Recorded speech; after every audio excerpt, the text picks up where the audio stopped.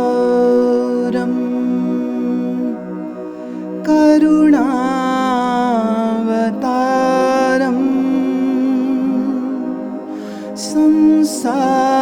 संसारसारं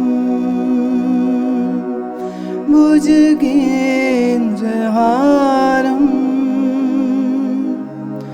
सदा वसन्तं हृदयारविन्दे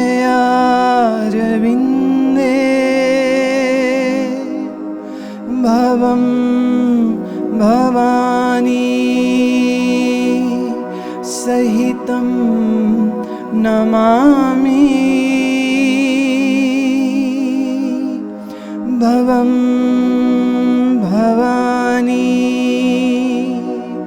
सहितं नमामि सहितं नमामि।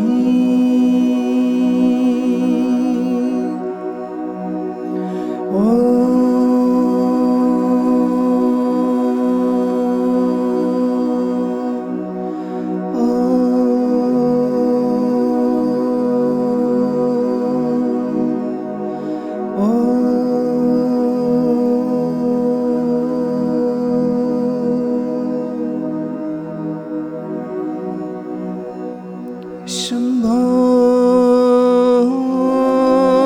शिव शंभो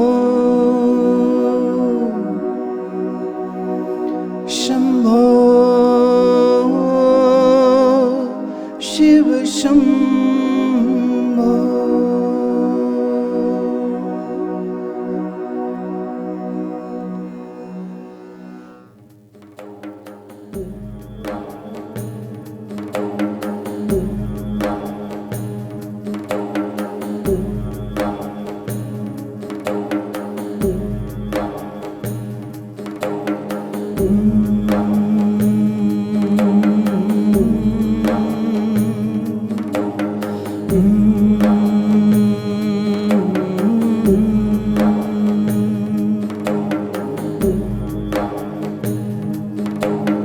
रत्ने कल्पितमासनं हिमजले स्नानं च दिव्याम्बरम् नानारत्नविभूषितं मृगमदा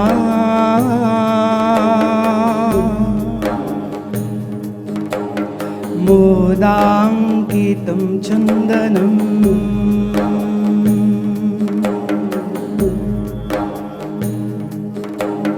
जाति चम्पकबिल्वपत्ररचितं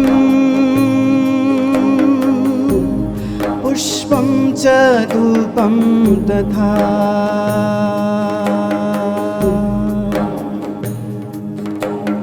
दीपं देवदयानिधे पशुपते हरिकल्पितं गूयताम्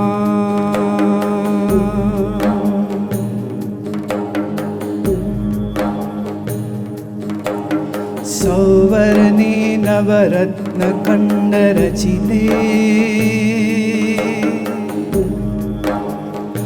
पात्रे घृतं पायसम्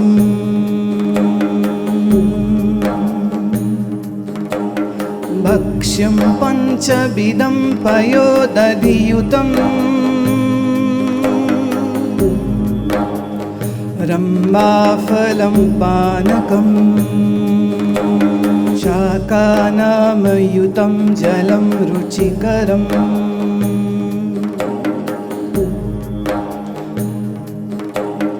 कर्पूरखण्डोज्ज्वलम् ताम्बूलं मनसा मया विरचितम्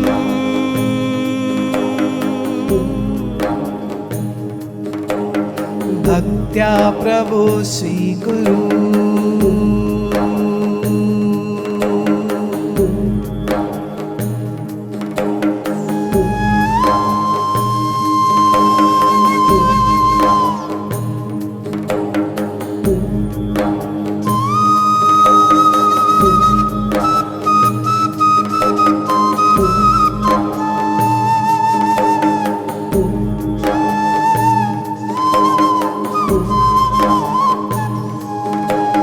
छत्रं चामरयोरयुगं व्यजनकं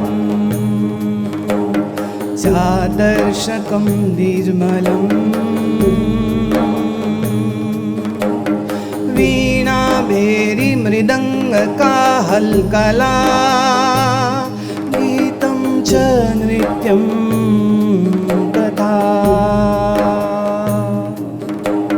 साष्टाङ्गं प्रणतिः स्तुतिर्बहुविधा एतत् समस्तं मया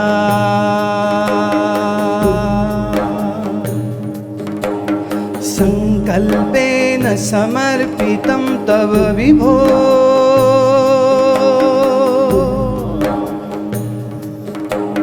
पूजा गृहाण प्रभो।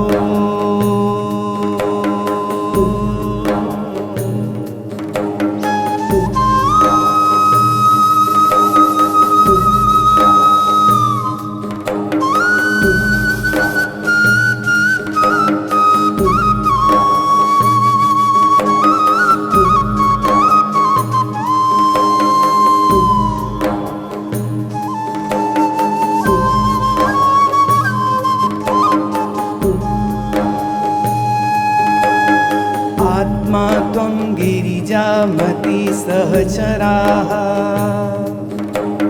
प्राणाः शरीरं गृहम् पूजा ते विषयोपभोगरचना निद्रा समाधिस्थितिः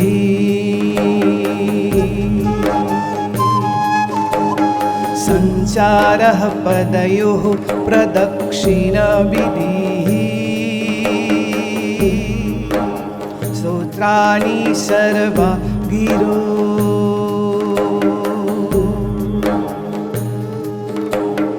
यदत् कर्म करोमि तत्तदखिलम् शम्भो तवाराधनम्।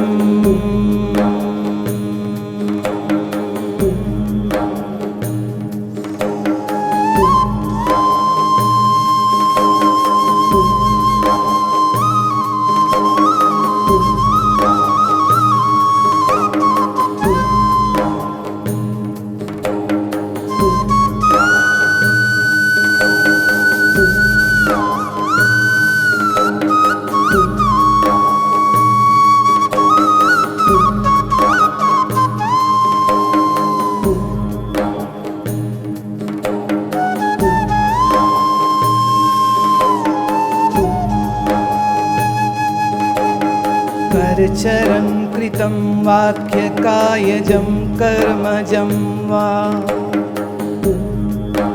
श्रवणनयनजं वा मानसं वा अपाराधम् विहितं अविहितं वा सर्वम् एतत् कथमस्व। जय जय करुणाब्धे श्री महादेव शंभो। विहितम् अविहितं वा सर्वम् एतत् क्षमस्व। जय जय करुणाब्धे श्री महादेव शंभो।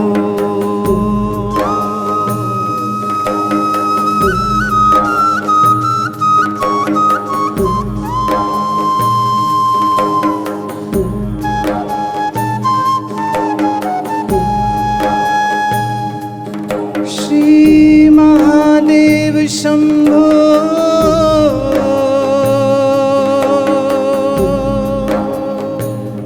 श्री महादेव शंभो। श्री महादेव शंभो। श्री महादेव शंभो। श्री महादेव शंभो। श्री महादेव शंभो।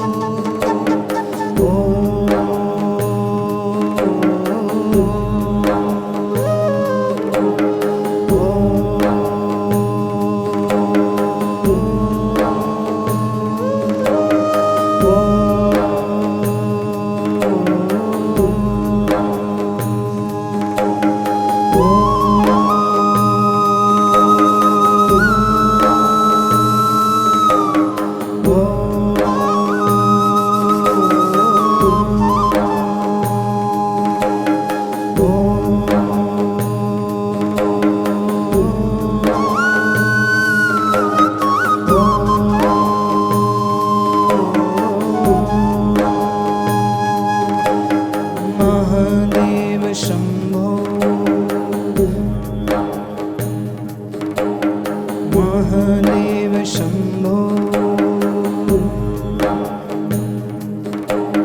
महादेव शंभो। महादेव शंभो। महादेव शंभो।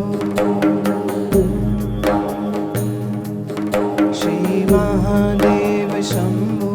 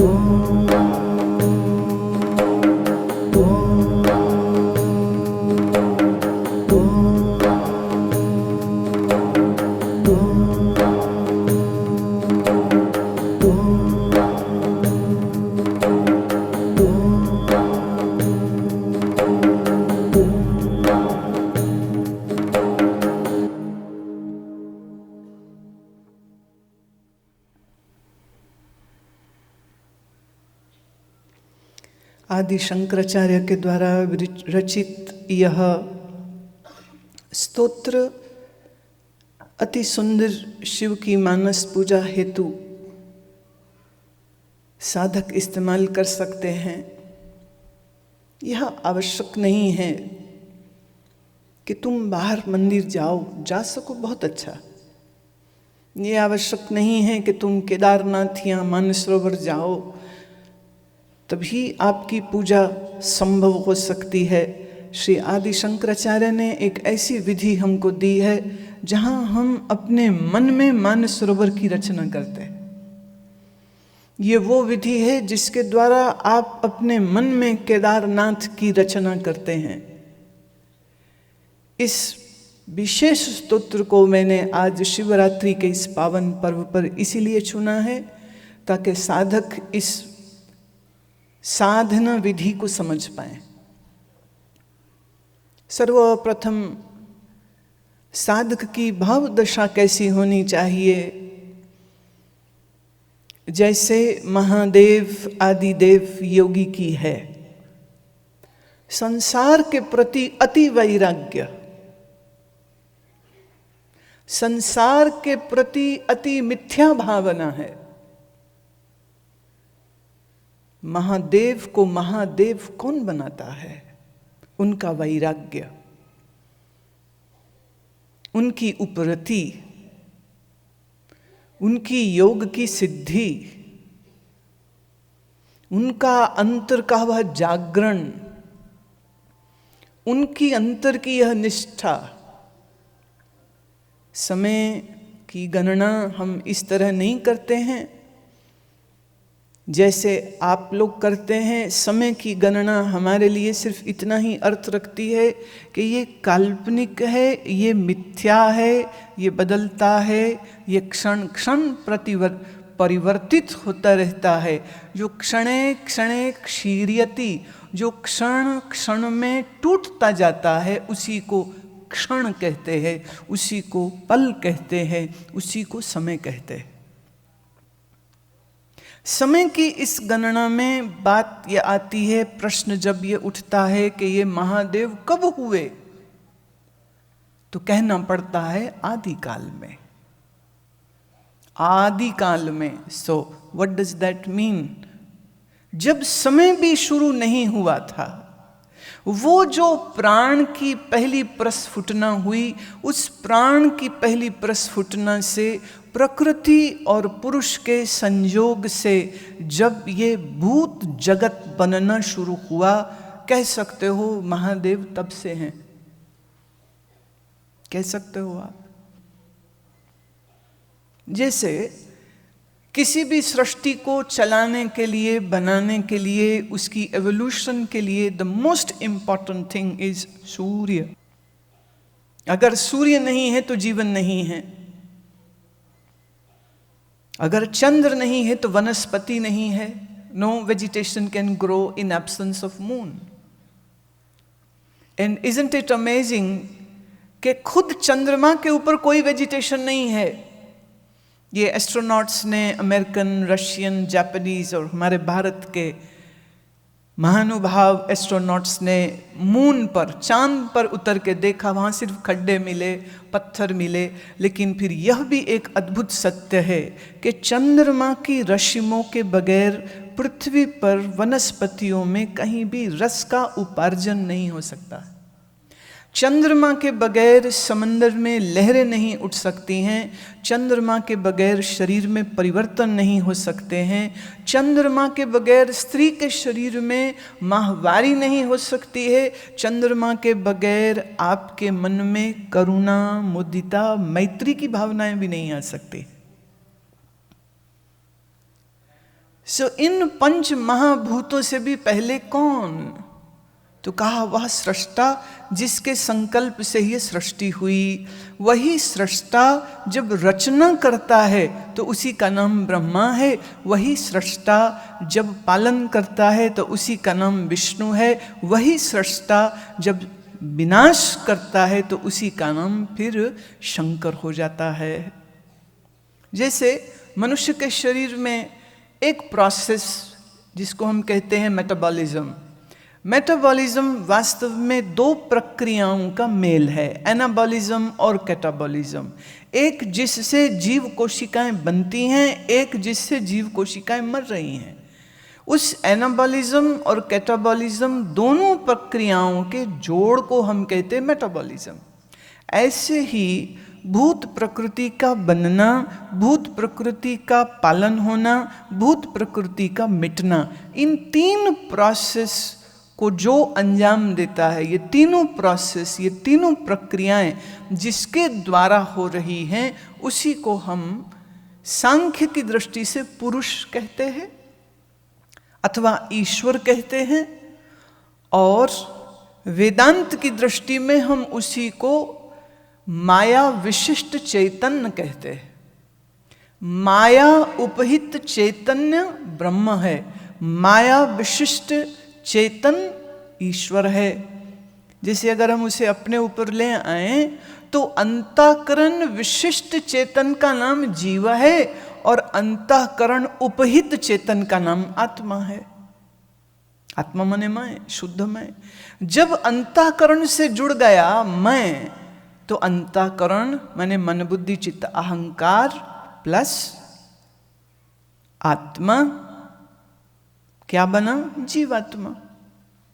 और अंतःकरण हटा दिया हमने। अंतःकरण के बिना माने माइनस अंतःकरण, जीव आत्मा इस आत्मा। जब मैं शुद्ध मैं इसे आसान भाषा में कर दूं, जब यह मैं शुद्ध मैं मन बुद्धि के साथ जुड़ता है तो मेरा ही नाम जीव हो जाता है। और जब मैं मन बुद्धि से अपने आप को अलग कर लेता हूं तो मेरा ही नाम आत्मा हो जाता है।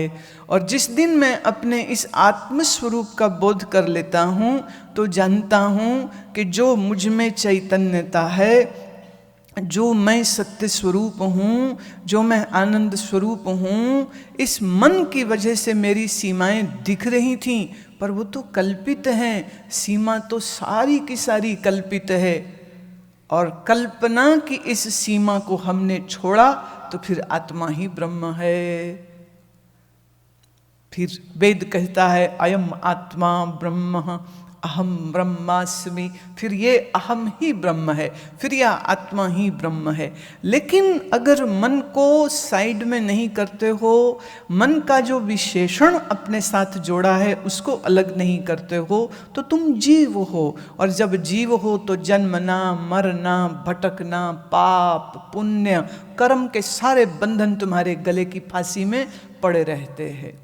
तो जैसे अंतःकरण जुड़ गया तो मेरा ही नाम जीव है, और अंतःकरण अलग कर दिया तो मेरा ही नाम शुद्धात्मा है। ऐसे ही इसको अब समष्टि में देखो। जब माया और ईश्वर जुड़े, जब माया और ब्रह्म जुड़े तो उसी का नाम ईश्वर हो गया।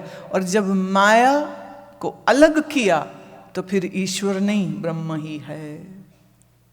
सेम प्रोसेस, उसमें कोई भेद नहीं है। अब जिसने इस बोध को प्रथम मनुष्य के रूप से, मनुष्य की देह के रूप से प्रस्फुटित किया, बोला, कहा, उद्बोधन किया, who spoke up this ultimate reality truth, he is called Mahadev, he is called the आदि योगी। उसी को हम महादेव के नाम से भी और अनेकों अनेकों नामों से हम उनको जानते हैं। अब इस शिवरात्रि का और महादेव जी के दो पक्ष हो जाते हैं। एक पक्ष है उनके शरीर का और एक पक्ष हो गया बिना शरीर वाला। जिसको हमने बिना शरीर वाला कहा उसका नाम हुआ शिव, और जहाँ शरीर और माया जुड़ गए उसी का नाम हो गया महादेव। तो साधक अपने आप को महादेव के साथ जोड़ता है। क्यों जोड़े महादेव के साथ? प्यारे, महादेव आदि गुरु हैं। ज्ञान की परंपरा, योग की परंपरा, भक्ति की परंपरा, और तो और नृत्य की, संगीत की, आयुर्वेद की परंपराओं का सब ज्ञान देने वाले एको एक श्री महादेव जी ही हैं। इसलिए महादेव जी के साथ संबंध तो हर मनुष्य का, हर पशु पक्षी का, हर प्रकृति के अंश का सीधा सीधा जुड़ जाता है। तो श्री महादेव के स्मरण को करते हुए आदि शंकराचार्य कहते हैं, यह बात जान लेना कि जब तक तुम चैतन्य अभिमुखी हो, माने if your mind is focused towards the truth, तो तुम शिव वाले हो गए। और अगर भीतर चैतन्य तत्व को तुम नहीं जानते हो तो ये तुम्हारे मैं को शव होने में समय नहीं लगेगा। मैं देह इंद्रिय मन बुद्धि ही शिव हूं, वेदांत की यह घोषणा है। वेदांत की ये घोषणा है, देह इंद्रिय मन बुद्धि के बगैर मैं ही शिव हूं। ख्याल करना, हम शिवो हम कहते हैं, हम महादेवो हम नहीं कहते हैं, हम शंकरो हम नहीं कहते हैं, हम शिवो हम कहते हैं।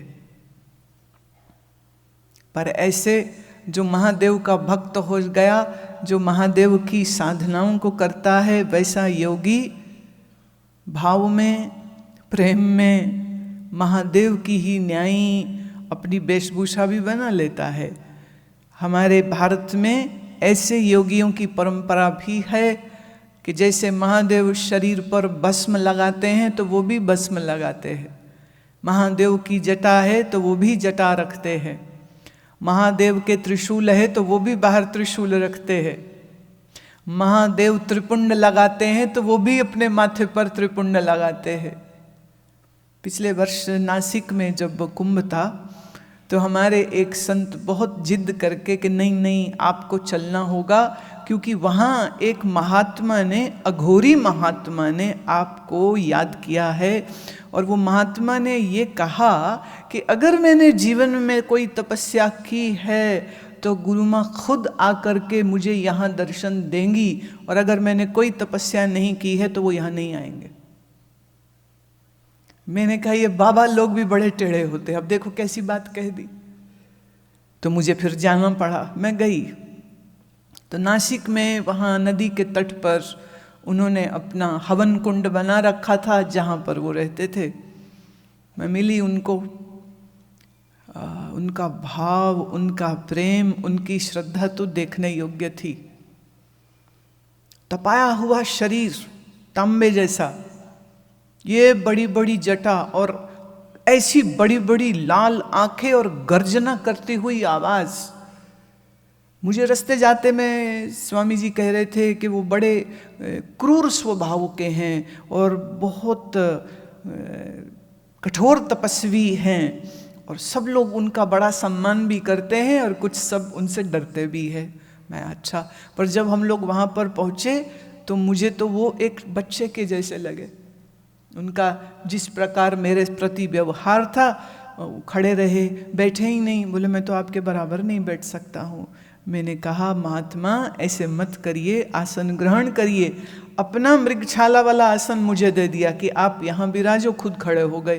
तो बड़ी मुश्किल से उनको समझा के प्यार से जब कहा तब जा कर के वो बैठे। चर्चा हो रही थी, अति अति प्रसन्न थे। अब कभी लोग ना, संत लोगों की भाव ऐसी होती है कि सामने वाले का मन यूं हर लेते हैं अपने शब्दों से। तो मुझे कहते हैं मैं तो नंगा पुंगा बाबा हूँ, मेरे पास तो कुछ भी नहीं है, पर मैंने जीवन में जितनी साधना आज तलक करी है वो सारी मैं आपको समर्पित करता हूँ, मेरी सारी साधना मैं आपको देता हूँ। मैंने कहा ये बाबा तो भावनाओं के तीर मार मार के मार देगा, हमको कितने कितने वचन बोलता है ये। फिर बड़ी मुश्किल से वो थोड़ा सहज हुए। कुछ समय के बाद फिर चर्चा लगी होने, तो कहने लगे, बड़ी मस्ती में आकर के कहने लगे, कहते लोग ढूंढते रहते महादेव कहाँ महादेव। बोले देखो मैं हूँ ना महादेव, मैं ही तो हूँ महादेव। और त्रिशूल उठा करके कहते ये देखो मेरा त्रिशूल। पर ये वो महादेव है जिसकी गौरी साथ ना है ना आएगी कभी। इस महादेव के साथ गौरी कभी नहीं आएगी, गौरी उसी महादेव के साथ। हम महादेव तो रूप स्वरूप जो है वो शरीर पर भस्म लगा करके, त्रिपुंड लगा करके, जटा धारण करके, त्रिशूल धारण करके, और शिव की न्यायी, महादेव की न्यायी कठोर तपस्या करने वाले महात्मा।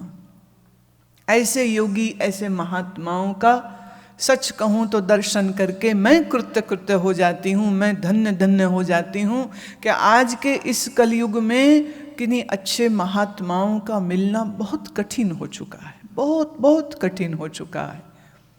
तपस्या इतनी कि उनको हम नमस्कार कर सकते हैं, उनके चरण छू सकते हैं, पर उनके अंदर नम्रता इतनी कि एक बच्चे में से भी ज़्यादा उनके अंदर विनोद है, हंसी है, खुशी है। और एक आखिरी बात उनके बारे में और कह दूं, थोड़ी देर बाद पूछा क्या पिएंगे, तो चाय जब तक बनवा रहे थे तो कहते हैं, अच्छा माते तुम्हारे लिए मैं नाचूं? माते जब तक चाय बनती है मैं तुम्हारे लिए नाचूं? मैंने कहा हाँ हाँ नाचो।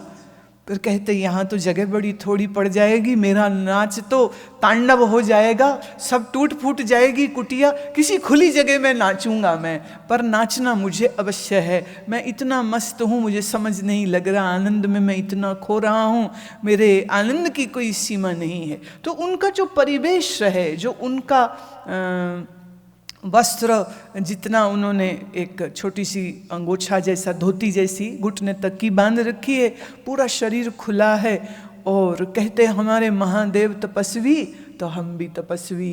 बोले महादेव जी को ग्रस्त जीवन में पार्वती जी लेके चली गईं, तो उनको किंचित मात्र थोड़ी देर के लिए एक ग्रस्त की न्याय सुंदर श्रृंगार करना पड़ा, अन्यथा तो महादेव जो हैं वो तो अपने तपस्या वाली रूपरेखा में ही रहते हैं। तो जैसे हमारे महादेव वैसे हम, जैसे वो बैठते हैं तैसे बैठे हम। और ये कोई बड़ी बात नहीं है, ये कोई बड़ी बात नहीं। बातें बहुत सी निकलती चली आएंगी। अभी मैं आपको इस शिव मानस पूजा की तरफ लेके चलती हूँ। मानस पूजा में साधक जो है वो बैठता है शरीर को शुद्ध करके। देखो, जब मैं कहती हूँ शरीर को शुद्ध करके, तो उसका अर्थ सिर्फ इतना नहीं कि तुम नहा करके बैठ गए। जब मैं कहती हूँ शरीर को शुद्ध करके, तो उसका अर्थ है शरीर को आंतरिक रूप से मल रहित करके। Now how do we do that? आप सोचते हैं कि हाथ में थोड़ी मिट्टी विट्टी लग गई तो इतने से शरीर मैला हो जाता है। ये तो बाहरी मैल है।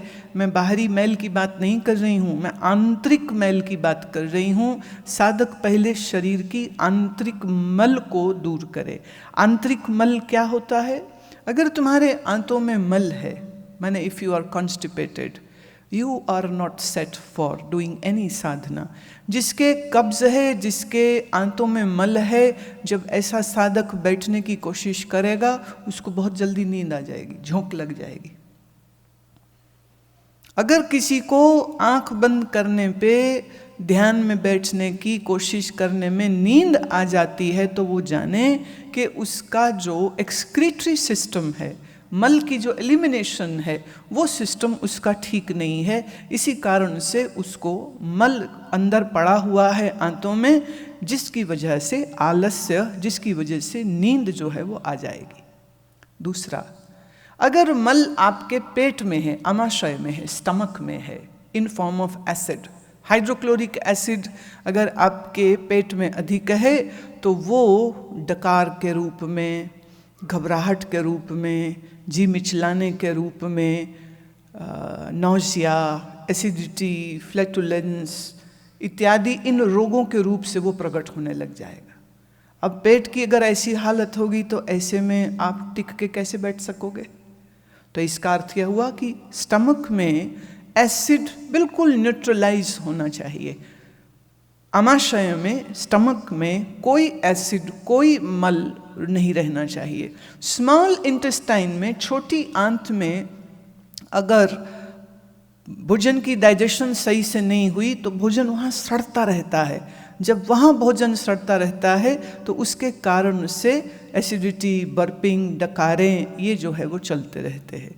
तो जो इस योग मार्ग में अथवा शिव के इस भक्ति मार्ग में चलना चाहता है, उसको इस बात का ख्याल रखना पड़ता है कि उसके पेट में, उसकी छोटी आंत में और उसकी बड़ी आंत में, in colon, in small intestine, in stomach, there should be no dirt, there should be no unneeded acid or feces element lying down which is rotting inside.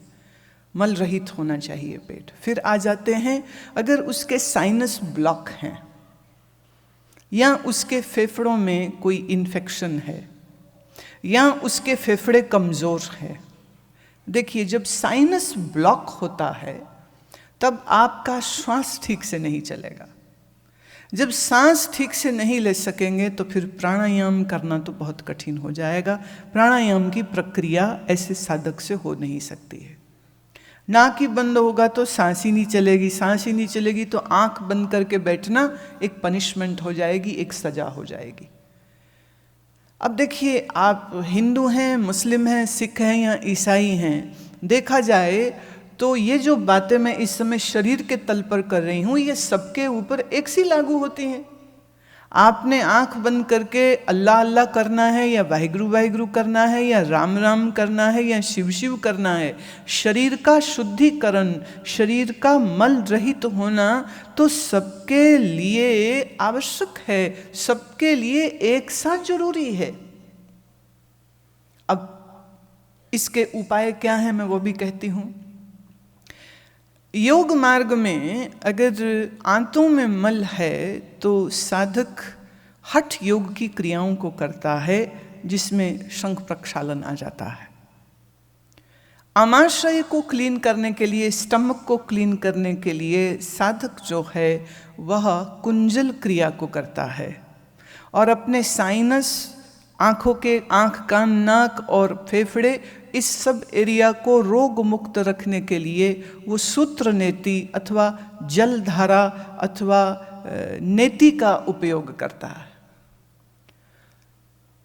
तो upper region, mid region and lower region, 3 regions are cleaned by the yogic karma, and that particular procedure comes under the section of हठ योग, वो हठ योग के अंतर्गत आते हैं। अब सब प्रकार से शरीर को हमने मल रहित किया पहले। अब आप समझ रहे हो कि एक साधना करने का जो मन रखता है उसको शरीर को कितना सुंदर बनाने की जरूरत है। बाहर श्रृंगार करने की बात नहीं हो रही है, शरीर को मल रहित करने की आवश्यकता है। पूर्णतः शरीर को स्वस्थ करने के लिए योगी का, साधक का जो आहार है वो बहुत हल्का, सुपाच्य और शाकाहारी होना चाहिए। इसलिए ऑटोमेटिकली तेज मिर्च, मसाला, जला भुना, तला हुआ, वो सब उसके भोजन से कट जाएगा, अपने आप से कट जाएगा। आहार ठीक हो गया, और फिर आवश्यकता होती है योग आसनों की। जब आप योग आसन करते हैं तो शरीर के अंदर जो बाकी बचा हुआ मल है वो स्वेद के द्वारा, पसीने के द्वारा तुम्हारे रोमकूपों से बाहर आ जाता है। कभी अनुभव करके देखिएगा कि आपका शरीर बहुत थका हुआ है, आप ठीक से सोए नहीं थे, आप ट्रैवलिंग कर रहे थे, आलस्य भी हो रहा है, लेकिन अगर कहीं मन ने कहा चल भाई पहले आसन कर लेते हैं, तो आसनों का 40-45 मिनट का रूटीन अगर आपने ठीक से सीखा है और आप उसको पूरे से करते हैं, देन विद इन 45 minutes of this exercise asanas the whole body gets rejuvenated. थकान दूर, आलस्य दूर, और एकदम चमक उठता है शरीर। और फिर इस चमके हुए शरीर के साथ एक ऊर्जा जो जागृत होती है, साधक फिर बैठ जाए। देखिए, मैं इस एक स्तोत्र को समझाने के लिए, इस स्तोत्र का पूर्व कर्म क्या है, what is the preface, what is the preparation, I am talking about that. ये प्रेपरेशन अगर आपने की होगी और फिर आप आसन में बैठ जाएं, सिद्धासन में बैठे, पद्मासन में बैठें, जो आपको अनुकूल पड़े उस आसन में बैठ जावें। उस आसन में बैठ जाने के बाद थोड़ी देर प्राणायाम अवश्य करें, नाड़ी शोधन करें। नाड़ी शोधन करने के उपरांत फिर आप अपने मन से धारणा बनाते हैं। धारणा मतलब यू क्रिएट अ विजुअल। धारणयति इति धारणा, जिसको हम होल्ड कर लें अपने मन में, वो हो गई धारणा। तो अब फिर मन में ये धारणा बनाई जाती है। किसकी धारणा बनाते हैं? हम महादेव जी की धारणा बनाते हैं कि बाहर फोटो में नहीं, बाहर मूर्ति में नहीं, अपने मन में हम तैयार करते हैं मंदिर एक। अब इस मंदिर में आसन होगा, आदि शंकराचार्य कहते हैं रत्ने कल्पितमासनम हिमजले स्नानं च दिव्यांबरम। कई प्रकार के रत्नों से जड़े हुए सिंहासन की धारणा बनाओ। लाल, पीले, नीले चमकते हुए रत्नों से जड़ा हुआ एक आसन है। उस आसन के ऊपर आप अपनी भावना से अपने महादेव को उस पर बैठा दीजिए। ये प्रभु आपका हुआ आसन, इस रत्नों से जड़े हुए आसन पर हे महादेव आप विराज जाइए। तो अपने मन में महादेव के उस आकृति को, उस चेहरे को, उस रूप को आप लाए और आपने मन के अंदर इस आसन पे जब उन्हें बैठाया और फिर हिमजले स्नानम, हिम माने बर्फ, हिमालय के अंतर से नदी जो निकलती है उन नदियों के जल से मैं महादेव जी के सिर पर अभिषेक करता हूँ और जल से महादेव का स्नान करा रहा हूँ। If you would like to join in, then please close your eyes। आँख बंद करके कोशिश करिए साथ के साथ जो मैं कह रही हूँ उसको अपने मन में उसका अभ्यास करके देखिए। पूरा ना सही, थोड़ा थोड़ा शायद हो ही जाए। तो हमने रत्नों से जड़े सिंहासन पर महादेव को बैठाया है और हिम जले स्नानम, उनके ऊपर जल की धारा हम कर रहे हैं। उनके शीश जटाजूट से बहती हुई, टप टप करती हुई जल की धारा उनके मस्तक पर, आँखों पर, नासिका पर, गालों पर, होठ पर, सीने पर, पेट पर, टांगों पर, चरणों पर वो धारा गिरती चली जा रही है, गिरती चली जा रही है। फिर दिव्यांबरम, फिर हमने उनको दिव्य वस्त्र प्रदान किए। नाना रत्न विभूषितम, कई प्रकार के रत्नों से हम अब शिव का श्रृंगार कर रहे हैं। हम उनके जटाजूट पर भी रत्न रखते हैं, उनके कंठ पर भी रखते हैं, उनके हाथों पर भी रखते हैं, उनके चरणों में भी रखते हैं। और फिर उनको मृगमदाम, हम उनके मस्तक पर तिलक लगाते हैं। किसका? चंदन का तिलक लगाते हैं और उनके समक्ष कस्तूरी का भी तिलक रखते हैं और उनके मस्तक पर धारण कराते हैं। और फिर हम अपने महादेव के अंगों के ऊपर अंकित करते हैं चंदनम। कहाँ? हमने उनके बाईं बाजू पर चंदन लगाया, दाईं बाजू पर चंदन लगाया, उनके कंठ पर चंदन लगाया, उनके माथे पर हमने चंदन लगाया। जाति चंपक बिल्व पत्र रचितम, हमने अब कई जातियों के, कई प्रकार के फूल अब महादेव को समर्पित करने शुरू किए। हमने चंपक फूल रखा उनके सामने, हमने जैस्मीन के खुशबूदार इस फूल को उनके सामने रखा, फिर हमने बिल्व पत्र को उनके सामने रखा। पुष्पम च धूपम तथा, इन पुष्पों के साथ हमने सुगंधित धूप को जलाया और वह भी महादेव के समक्ष रखी।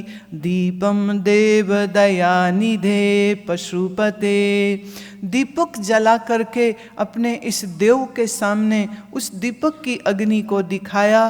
किसको दिखा रहे हैं ये दीपक की अग्नि? उस दया निधान, उस पशुपति, पशुपति अर्थात जिसने पार्श्विक शारीरिक इच्छाओं वासनाओं को अपने नियंत्रण में किया है, उसका नाम है पशुपति। ऋतकल्पितम गृहीताम, हे प्रभु मेरी इस सेवा को, मेरे दिए इन पत्र, पुष्प, धूप, दीपक को प्रभु स्वीकार करें।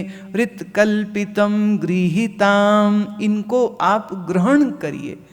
आदि शंकराचार्य कहते हैं सौवर्णे नवरत्न खंड रचिते पात्रे घृतम पायसम, ए पशुपति, मैं आपकी पूजा के हेतु आपको घी, पायस, दूध की बनी खीर को स्वर्ण पात्र में रखकर दही के साथ आपको मैं अर्पित करता हूँ। भक्ष्यम पंचवेदम पयोदधियुतम, आपको मैं पायस, दूध, दही, रंभा फलम पानकम, इस फल को और पान को उपस्थित करता हूँ। शाका नाम युतम जलम रुचिकरम, आपके समक्ष हम शाक सब्जी भी रखते हैं और खुशबूदार जल को आपके सामने रखते हैं।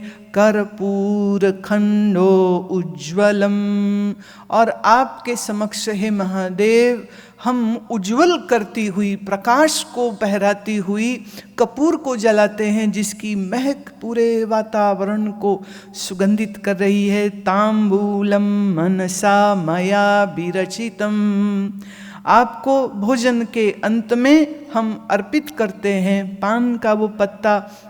हे प्रभु, भक्त्या प्रभो स्वीकुरु, हे प्रभु मेरे इस भोग को स्वीकार करिए। मानस पूजा के अंतर्गत क्षत्रम चामरयोरयुगम व्यजनकम चादर्शकम निर्मलम, हम आपको छत्र भेंट करते हैं जो आपके शीश के ऊपर विराजमान है और आपको छाया देता है, और हम चाम्र से बने हुआ पंखा लेकर आपको हवा देते हैं। चादर्शकम निर्मलम, और आप अपने सुंदर मुखड़े को देख सको, इसलिए हम आपको ये शीशा भी अर्पित करते हैं। और हे मेरे महादेव, तेरी स्तुति के लिए अब हम वीणा भेरी मृदंग का हलकला, वीणा बजाते हैं।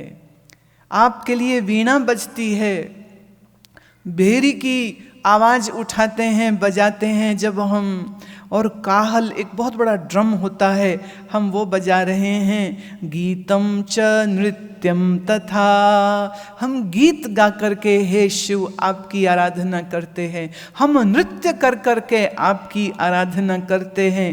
साष्टांगम प्रणति स्तुतिर बहुविधा, अब मैं अपने महादेव के सामने साष्टांग प्रणाम करता हूँ।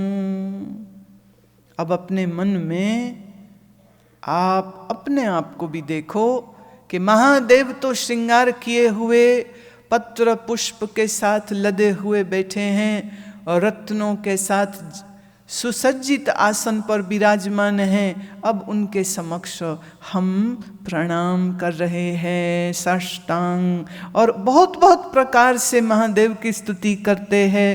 हे वे तत्समस्तम मया, पूर्ण रूप से हम आपके सामने समर्पित हैं। संकल्पेन समर्पितम तव विभो, मैं संकल्प करता हूँ हे महादेव, आप ही मेरे सर्वस्व हैं, मेरा सब कुछ आपका है, मैं आपका ही हूँ, आप मेरे ही हैं। मैं संकल्प से अपना सब कुछ आपको देता हूँ। पूजां गृहाण प्रभु, हे प्रभु मेरी इस पूजा को आप स्वीकार करिए। आत्मा त्वं गिरिजामतिः सहचरा प्राणा शरीरम गृहम, हे महादेव तुम मेरी आत्मा हो। वाह वाह, तुम मेरे ही आत्मा हो, मैं तुम ही हूँ। हे महादेव मैं तुम ही हूँ, तुम ही मेरी आत्मा हो। और ये बुद्धि गिरजा है, तुम्हारी पत्नी गिरजा। कौन? ये बुद्धि मेरी गिरजा है। और सहचरहा प्राणः, और ये जो प्राण चल रहा है ये सहचरा है।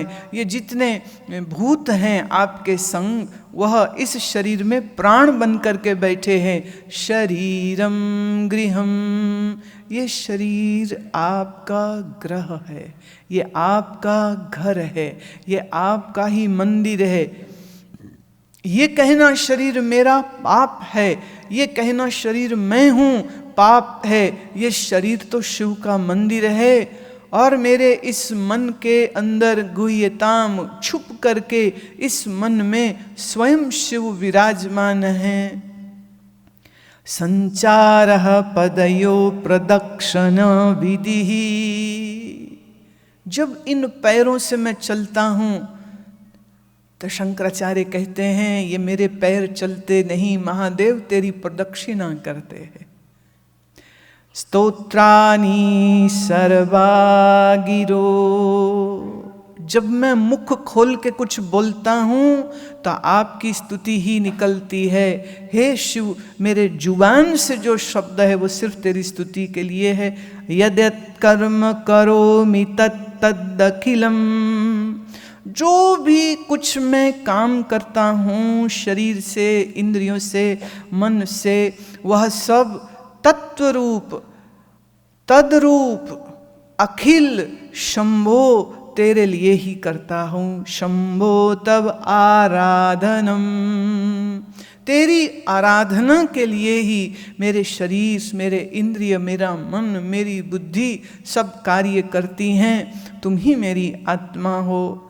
आखिरी हिस्से में आके पंचम श्लोक में वो कहते हैं करचरण कृतम वाक्य कायजम कर्मजम वा, मेरे हाथों से कर, चरण मेरे पैरों से, कृतम जो कोई मैंने कर्म किए हों, वाक्य से बोल के, कायजम पूरे शरीर से जो भी मैंने कर्म किए हों, श्रवण नयन जम आँखों से, कानों से जो भी कोई मैंने पाप कर्म किए हैं, मन से वा मानसम अपने मन से। अब देखिए शरीर से, आँखों से, जीभा से, कानों से, मन से जो भी मैंने पाप कर्म किए हैं, आहा ये समय आ रहा है सब प्रेमियों, संकल्प करो, संकल्प करो। वा अपराधम, जितने अपराध मेरे शरीर से, मन से, वाणी से, नेत्रों से हुए हैं, उन सभी अपराधों के लिए विहितम अविहितम, जो कर्म करने चाहिए, अविहित जो कर्म नहीं करने चाहिए। वा सर्वम एतत् क्षमस्व, उन सभी कर्मों के लिए हे महादेव मुझे क्षमा करें, क्षमा करें, क्षमा करें, क्षमा करें। शरीर से, मन से, नेत्रों से, जीभा से, कान से, मन से, बुद्धि से जो कुछ भी भूल से, जानबूझ के अथवा अनजाने में मेरे से कर्म हुए हैं, उन सभी अपराधों के लिए, उन सभी पाप कर्मों के लिए हे महादेव मुझको क्षमा कर दीजिए, मुझको क्षमा कर दीजिए। जय जय करुणाब्दे श्री महादेव शंभो। हे करुणा निधान, हे करुणा के सागर महादेव, आपकी जय हो, जय हो, जय हो।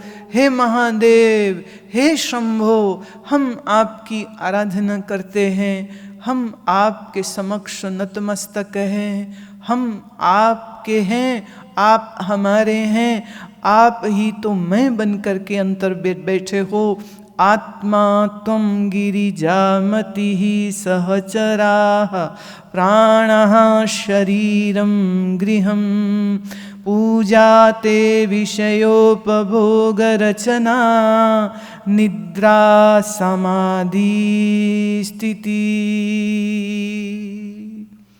इस पूजा को स्वीकार करें मेरे महादेव।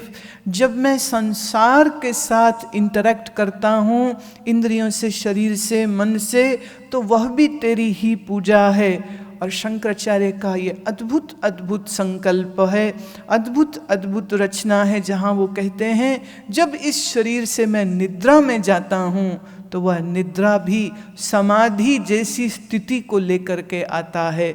निद्रा समाधि है।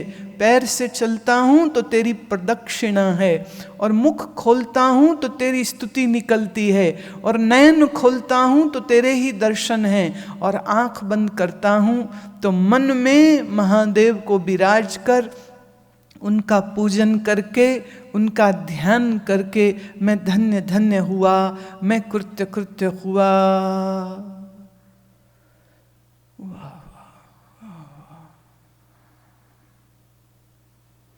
यह 5 सूत्र जो हैं, ये जो 5 श्लोक हैं, ये शंकराचार्य ने शिव मानस पूजा हेतु हमको दिए हैं।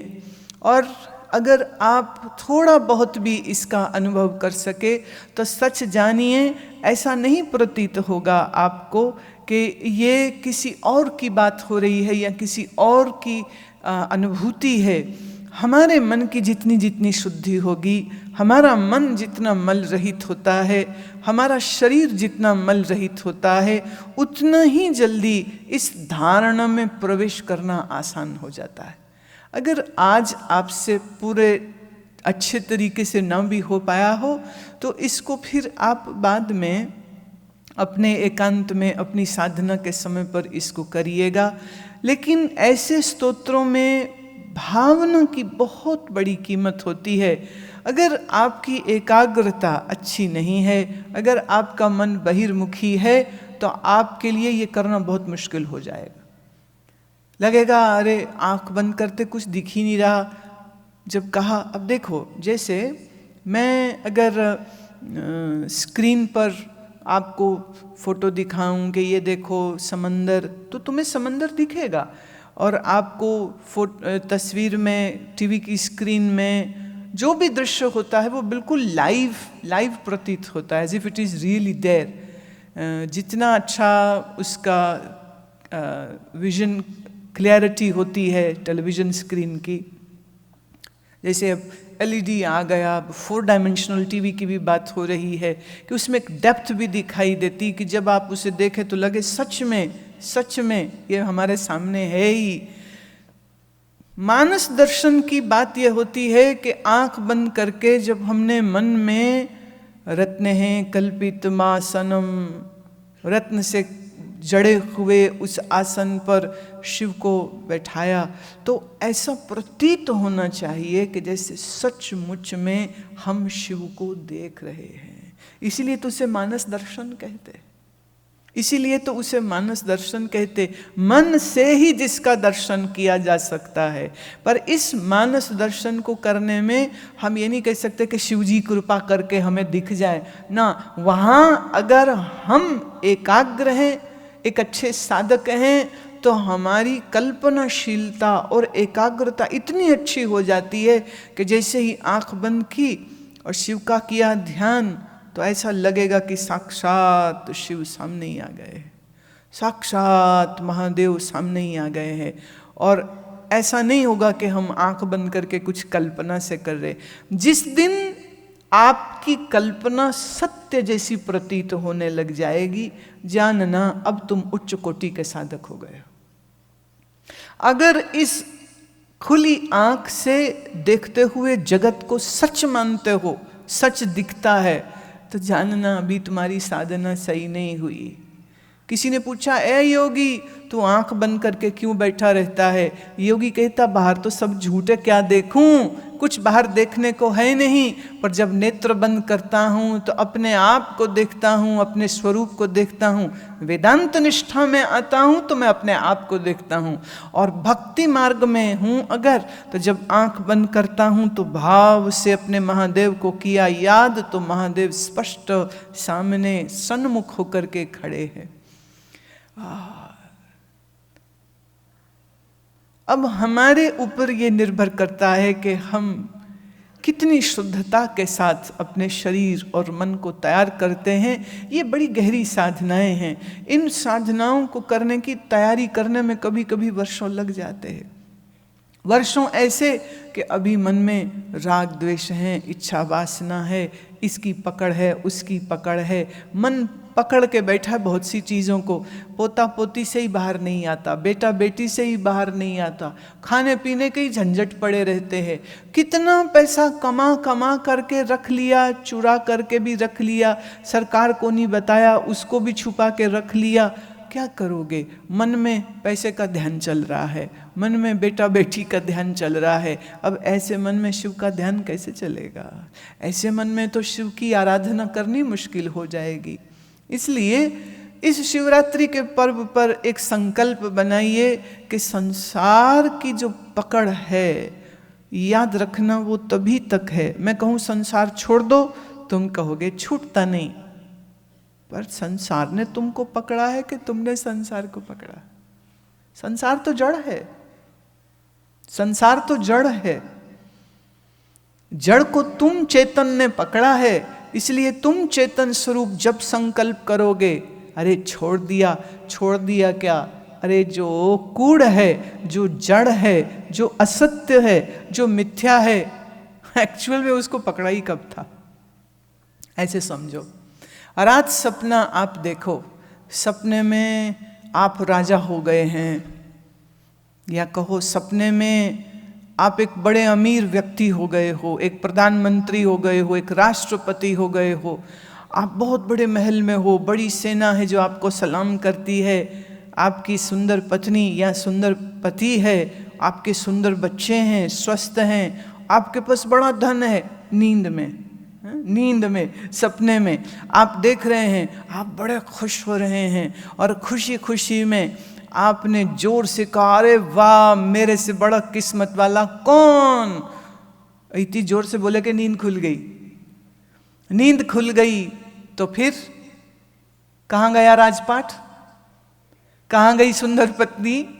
कहाँ गया वो सुंदर पति? कहाँ गया वो बड़ा महल? तो तुम कहते हो अरे झूठ था, सपना था। तो सपने के ऊपर हम ज़्यादा ध्यान नहीं देते, जब तक चलता है देखते हैं, फिर नींद खुल जाए ना तो थोड़ी देर कभी कभी लोग खुश होते रहते।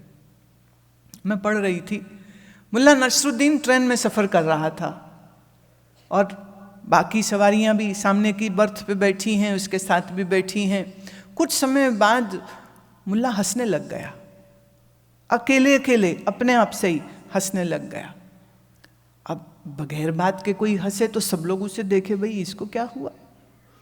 थोड़ी देर में फिर हंसने लग गया, फिर चुप हो गया, थोड़ी देर में फिर हंसने लग गया, फिर चुप हो गया। एक आदमी से रहा नहीं गया, उसने हिलाया, कहते भाई साहब आप अकेले अकेले क्यों हंस रहे हैं? ठीक तो हैं? बोले हाँ मैं बिल्कुल ठीक हूँ। बोले फिर हंस क्यों रहे हैं? बोले मैं अपने आप को चुटकुला सुना रहा हूँ।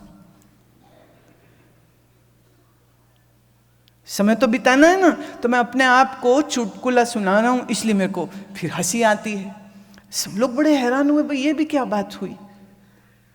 थोड़ी देर में फिर वो थोड़ा सा ही हंसा और फिर कहे हैं। थोड़ी देर में फिर हंसा, फिर कहे हैं। अरे ये क्या हो रहा है? फिर पड़ोसी से रहा नहीं गया, पड़ोसी कहते अरे भाई साहब हंसना तो समझ लगी, ये बीच में क्या करते हो? कहते पुराना चुटकुला बोल दिया। पुराना चुटकुला आता है तो और बोले बीच में ढीला सा जब हंसते हो तो वो क्या? बोले पुराना चुटकुला मजेदार भी नहीं था, फिर भी सुना दिया। सुना कौन रहा है? खुद। सुन कौन रहा है? और कौन कर रहा है? और हंस कौन रहा है? और जानो ये बात सिर्फ मुल्ला नसरुद्दीन की नहीं, तुम कहोगे कैसा पागल आदमी है, अपने आप को कौन चुटकुला सुनाता है? ये कहानी तुम्हारी है प्यारे। अकेले बैठे होते हो, बैठे बैठे तुम नहीं हंसने लग जाते? कोई पूछे क्यों? बोले कोई बात याद आ गई थी। कई बार ऐसा होता है, हमारे आश्रम में 2-4 ऐसे लोग हैं, कई बार ऐसा हुआ कि हम बैठे और वो अचानक जोर से वो हंसने लग गए। मैं क्या हुआ कि अरे वो आपने बात सुनाई थी ना तब सत्संग में, वो याद आ गई।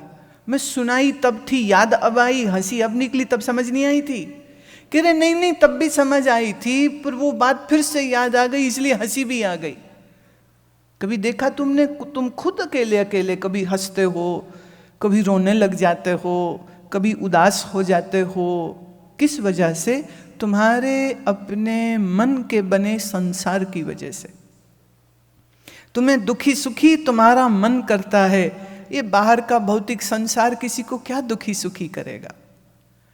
तो राग द्वेष और संसार की इच्छा वासना जब मन में भरी रहती है तो मन में वही पिक्चर चलती रहती है, और उसी पिक्चर को देख देख के कभी मन दुखी होता है, कभी सुखी होता है, कभी चिंता करता है। जैसे शरीर बूढ़ा होने लग जाए तो मन कैसी डायलॉग बाजी शुरू कर देता है, कुछ फायदा नहीं हुआ, कुछ मिला नहीं हाथ में, अब तो मरण किनारा आ गया, अब हमारा क्या होगा, ये सोच सोच करके मन दुख को उत्पन्न करता रहता है। जवान आदमी शरीर से जवान है तो वो सोचता है मैं तो बड़े घोड़े दौड़ा लूँगा, मेरे बाप ने जो नहीं कमाया मैं वो भी कमा लूँगा, मेरे बाप ने क्या नाम बनाया होगा कुछ भी नहीं, उसको कोई नहीं जानता, मैं इतना नाम बनाऊंगा कि पूरी दुनिया मुझे देखेगी। किस दुनिया को दिखाना चाहते हो? जवान आदमी आने वाले समय को सोच करके मन में सपने बनाता रहता है। बूढ़ा आदमी बीत चुके जीवन को सोच सोच करके पश्चाताप, ग्लानि और दुख में भरता रहता है। इसलिए जवान जवानी में कभी खुश नहीं होता है और बुढ़ापे में आकर के बूढ़ा कभी खुश नहीं हो पाता है। जवान के सपने अभी पूरे नहीं हुए हैं, अभी उसे मेहनत करनी है, और बूढ़ा होके सोचता है पूरे हुए कहाँ पूरे हुए। हमारे एक जानने वाले सज्जन हैं, उनकी बहुत अच्छी प्रैक्टिस थी, डॉक्टर थे, बहुत अच्छी प्रैक्टिस थी, और एक दिन क्लिनिक में बैठे बैठे उनको ब्रेन स्ट्रोक हो गया। ब्रेन स्ट्रोक के होते ही दूसरों को दवाई दे रहे हैं, खुद को दवाई नहीं दे पाए। जो उनकी समझदार नर्स थी वो समझ नहीं पाई कि सर को क्या हो गया, डॉक्टर साहब को क्या हो गया। डॉक्टर की क्लिनिक से उसको फोन करके दूसरे डॉक्टर को बुलाना पड़ा कि जल्दी से आइए, डॉक्टर साहब को कुछ हो गया।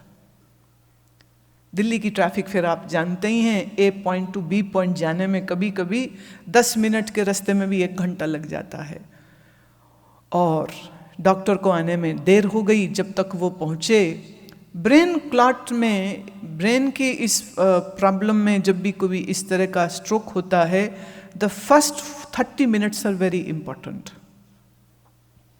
अगर उसी समय पर उसका उपचार शुरू हो जाए तो बहुत कुछ संभाला जा सकता है, पर डॉक्टर को आते आते में 1.5 घंटा हो गया। जब तक उन्होंने ट्रीटमेंट शुरू करी, स्ट्रोक की वजह से उनकी जीभ पर पैरालिसिस हो गया और उनका पूरा लेफ्ट साइड जो है उसका पैरालिसिस हो गया। डॉक्टर है खुद, और पैरालिसिस हो जाने के बाद क्या अब वो प्रैक्टिस कर सकते? नहीं, अब तो वो खुद रोगी हो गए। अब वो दूसरे डॉक्टर की देख रेख में अपना इलाज कराते हैं, और आयु थी चूँकि 60+, तो कॉम्प्लिकेशंस, शुगर भी था और बीपी भी था। ये सच्ची बात है, डॉक्टर दूसरों को दवाई देते, कभी कभी खुद ज़्यादा बीमार होते। दूसरों को दवा देने में और पैसे कमाने में और अपनी प्रैक्टिस को चलाने में अक्सर फिजिशियन अपने शरीर को केयरलेस हो जाते हैं, तो अपनी प्रॉब्लम को अनदेखा कर जाते हैं, इग्नोर कर जाते हैं और खुद बीमार हो गए। अब इस सज्जन के विषय में ये मालूम हुआ कि कहने लगे कि इतना बड़ा नर्सिंग होम बनाया, क्लिनिक बनाई, लेकिन अब मैं खुद रोगी होकर के पड़ा हूँ, किसी के लिए मैं अब क्या कर सकता हूँ? सारी की गई पढ़ाई अब किस काम की? बीमार हो जाए तो हम क्या कर सकते हैं? क्या कर सकते हैं? फिर बाद में उनको आयुर्वेद के शरण में जाना पड़ा और वहाँ पंचकर्म होते हुए और थोड़ा थोड़ा उनके यौगिक आसन और क्रियाएं कुछ ऐसी, कुछ औषधि ऐसी, तो धीरे धीरे धीरे उनकी डेवलपमेंट जो है वो स्वास्थ्य की होने लग गई। 1 वर्ष लगा उन्हें स्वस्थ होने में, और 1 वर्ष के बाद मालूम आपने कि उन्होंने क्या किया? उन्होंने अपने आप को BAMS के आयुर्वेदिक डिग्री के लिए एक कॉलेज में आवेदन दे करके एक स्टूडेंट हो गए, और आज वो 70+ के हैं, यूं MBBS हैं, MD हैं, लेकिन आयुर्वेद की चिकित्सा कर रहे हैं। और सबको एक ही बात कहते हैं कि जीवन सुरक्षित रखना है तो सुबह जल्दी उठो, आसन प्राणायाम करो, और मेरा जो जीवन बचा है वो आयुर्वेद की वजह से बचा है, इसलिए मैं अब आयुर्वेद का ही अभ्यास करता हूँ और वही प्रिस्क्रिप्शन दूसरों को दे रहा हूँ। कह रहे सारी जिंदगी देर तक सोता रहा हूँ क्योंकि रात जाग के स्टडीज करता था, फिर नाइट ड्यूटी होती रही हॉस्पिटल में इंटर्नशिप के टाइम पर, तो रातों सालों में जागता रहा हूँ। अब समझ लगी कि उससे मेरी वायु विकृत हुई, मेरी नींद खराब हुई, मेरा सर्केडियन रिदम खराब हुआ, और इन सब के खराब होने से डायबिटीज़ हुआ, इसके वजह से मुझे BP हुआ, और उसी की वजह से मुझे ये स्ट्रोक हुआ। अब अपने जीवन को एक यौगिक पद्धति के साथ जी रहा हूँ। तो सूर्य उदय से पहले उठता हूँ, आसन करता हूँ, और आधे से पौन घंटा बैठ के प्राणायाम करता हूँ, मंत्र करता हूँ, और पूर्णतः स्वास्थ्य का अनुभव करते हुए अब सब रोगियों की चिकित्सा करता हूँ। इसलिए नहीं कि मुझे पैसे बनाने हैं, कहते ये तो मैंने देख लिया, मेरे करोड़ों रुपए मेरे किसी काम नहीं आए जब जुबान चलनी बंद हो गई, जब हाथ पैर चलने बंद हो गए। क्या करूँ करोड़ों रुपए का? खाया पिया क्या करूँ जब मेरा पाचन तंत्र ही खराब हो गया? तो बेसमझी में, बेध्यानी में मैंने जिंदगी निकाली।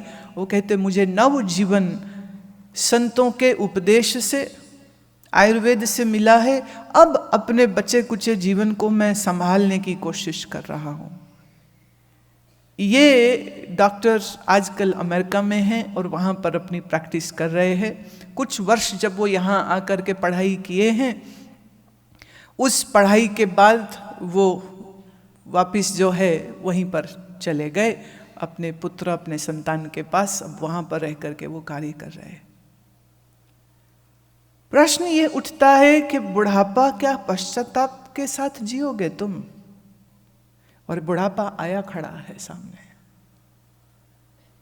पश्चाताप के साथ, कि जीवन को तुम एक ऊर्जा के साथ जियो, एक आनंद के साथ जियो, ज्ञान के साथ जियो, ज्ञान के साथ, योग के साथ, ध्यान के साथ अगर तुम जीते हो तो शरीर की दृष्टि से भी स्वस्थ रहते हो।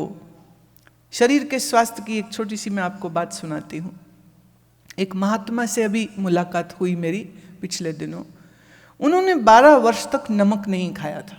12 years no salt, absolutely no salt. फल, दूध, इस तरह की चीज़ों को वो ग्रहण करते रहे। 12 वर्ष तक नमक नहीं खाया और लगभग 28 वर्ष वो मौन रहे, बोले नहीं, जुबान से बोले नहीं। तो उनके एक शिष्य आए हुए थे साथ में, तो वो मुझे कहने लगे कि महाराज को मच्छर भी नहीं काटता है। क्यों? अब आप सोचिए कि उन्होंने परमानेंट कोई मस्कीटो रिपेलेंट, मच्छर भगाने वाला कोई क्रीम लगा के रखा है जिसकी वजह से उनको कोई मच्छर नहीं काटते ना। चूंकि उन्होंने 12 वर्ष तक नमक नहीं खाया है, तो अब उनके ब्लड की जो केमिकल कंपोजिशन है वो ऐसी हो चुकी है कि अगर मच्छर उनको काट ले तो वो मर जाता है। एक बार कह रहे थे कुत्ते ने उनको काट लिया, कुत्ते ने काट लिया, गांव में थे तब, और अगले दिन देखा तो कुत्ता मरा हुआ मिला था। तो उनका चेला ने कहा, गुरुजी ये तो अनजाने में ये क्या हो गया? काटा उसने आपको, आपके जो जख्म हुआ तो हुआ, लेकिन वो मर गया। अब इसके पीछे भी फिर क्या?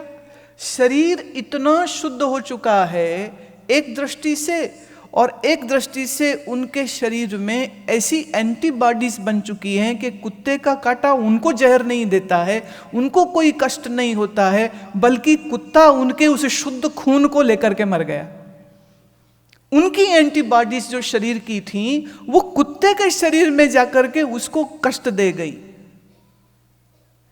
और क्या कारण हुआ होगा भाई, उस कुत्ते का पोस्टमार्टम तो हुआ नहीं था और ना मैंने वो रिपोर्ट पढ़ी है, पर जितनी बात सुनी मैं उतनी आपको कह रही हूँ। अब देखो जिसे, अब आप समझ रहे हो कि महादेव के शरीर पर नाग थे, तो नागों से उनको कष्ट कोई नहीं होता था, समझ रहे हो? अरे एक साधारण मनुष्य जिसने 12 साल नमक नहीं खाया है, सांप बिच्छू कुत्ता मच्छर उसको कुछ नहीं कहता है। तो अगर योगी महादेव के शरीर पर बिच्छू और सर्प रहते थे और उनको कोई कष्ट नहीं होता, तो इसमें अब कोई बड़ी हैरानी की बात नहीं होनी चाहिए। सांपों के विषय में तो मैंने बहुत बार कहा है।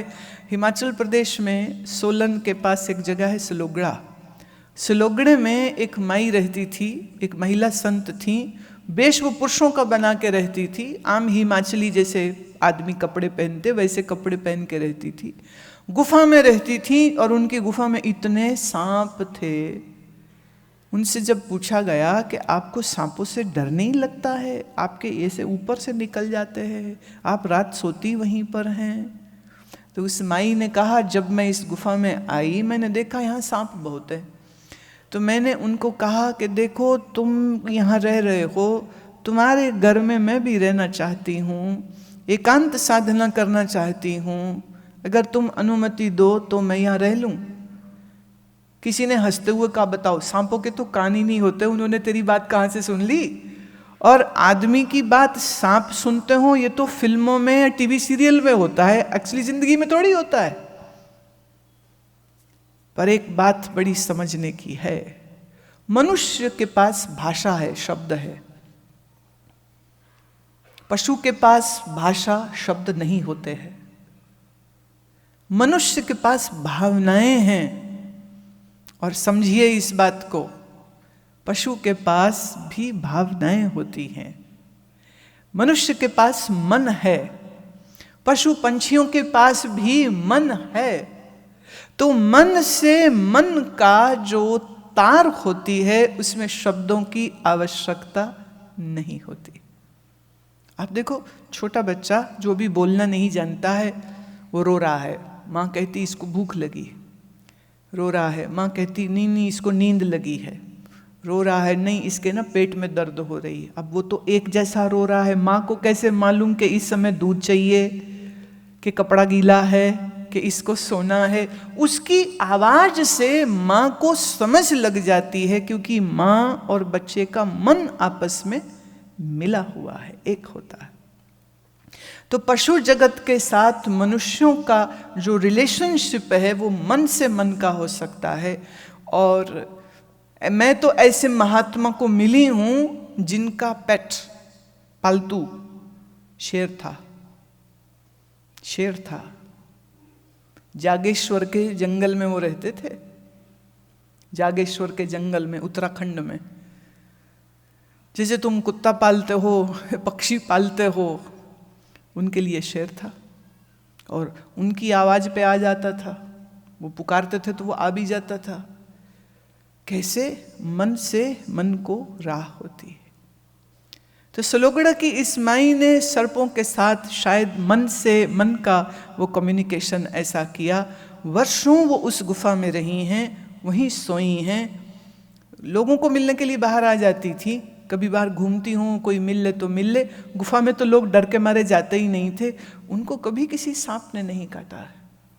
मन से मन का, जब हमारे मन में अहिंसा और प्रेम चरम पे चली जाती है तो हमारे समीप आकर हिंसक पशु भी अहिंसक हो जाते हैं। ये बात कथा कहानी नहीं है, ये बात आज भी सच है। इस विषय में मैं एक छोटी और बात कहती हूँ। अगर आप इंटरनेट पे जाएंगे तो वहाँ आप फ्रेंड ऑफ लायन या इस तरह की थोड़ी कीवर्ड्स अगर आप टाइप करेंगे। एक मनुष्य जो फॉरेस्ट रेंज में काम कर रहा था, उसने एक शेर के बच्चे को पाला था, उसकी केयर करी थी और फिर उसको बड़ा हो गया तो जंगल में छोड़ दिया। कई वर्षों के बाद ये देखने के लिए कि वो कहाँ है, कैसा है, जीवित है नहीं है, तो वो वापस उसी जंगल में गए और वहाँ जो आवाज़ वो निकालता था, उसको जब उसके साथ रहा बालपन में, तो उसने वही आवाज़ निकाली और शेर घूमता हुआ अपनी शेरनी के साथ उसके पास आया। जैसे एक दोस्त को गले मिलता है, ऐसे शेर उठ करके उसके गले लगता है, चाटता है उसको और लोटपोट हो रहा है। और 350-400 किलो का, मुझे एग्जैक्ट नहीं मालूम कितना वेट होता है, बट शेर का बड़ा जबरदस्त बब्बर शेर का वेट होता है। वो उस आदमी को उसने अपने नीचे दाब लिया और प्यार से उसको चाटे चला जा रहा है, उसको गले लगता है जैसे एक मनुष्य को गले लगता है। शेर की प्रकृति हिंसा है, शेर की प्रकृति मारना है, लेकिन इस मनुष्य के प्रेम की अनुभूति बाल काल में इस शेर के बच्चे ने जो करी, वो जवान होकर के उसको भूली नहीं है, वो उसको प्यार करता है। और तो और हैरानी की बात यह है कि इस शेर की जो शेरनी थी वो भी चुपचाप खड़ी देख रही, उसको भी कोई डर नहीं लग रहा। और बाकायदा वीडियो कैमरा से शूट हुआ है, कैमरा ने फोटोग्राफी करी है, वीडियोग्राफी करी है, सब हो रहा और शेर उसको मिल रहा। तो जब हम ये कहते हैं कि महादेव जी के गण हैं सर्प बिच्छू, तो उसमें कौन सी हैरानी की बात हो गई, कौन सी हैरानी की बात हो गई। प्रेम से थोड़ा सा महादेव के इस संकीर्तन को आप श्रवण करेंगे और बहुत आनंद से और बहुत प्रेम से मेरे संग संग इसको गाएं, हृदय से गाएं। ऐसा प्रेम, ऐसी भक्ति हमारे हृदय में जन्म ले सके, हम महादेव जैसे हो सके, महादेव के भक्त हो सके।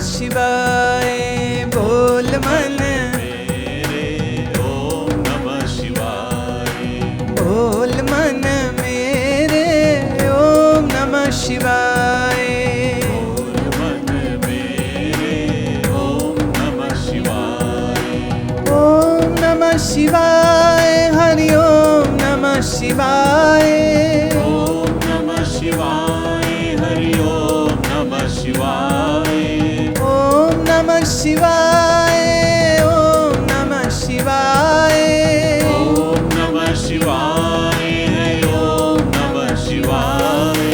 जप मन मेरे ओम नमः शिवाय, जप मन मेरे ओम नमः शिवाय, जप मन मेरे ओम नमः शिवाय, जप मन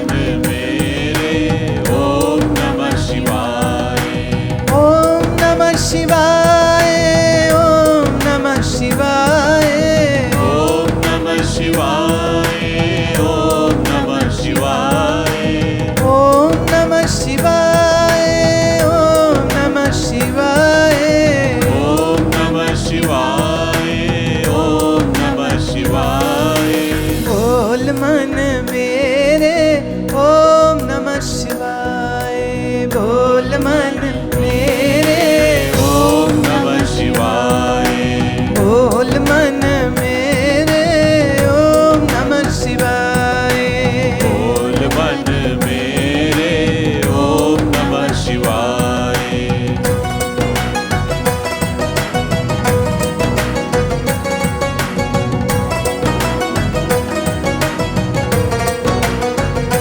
हाथ खोल के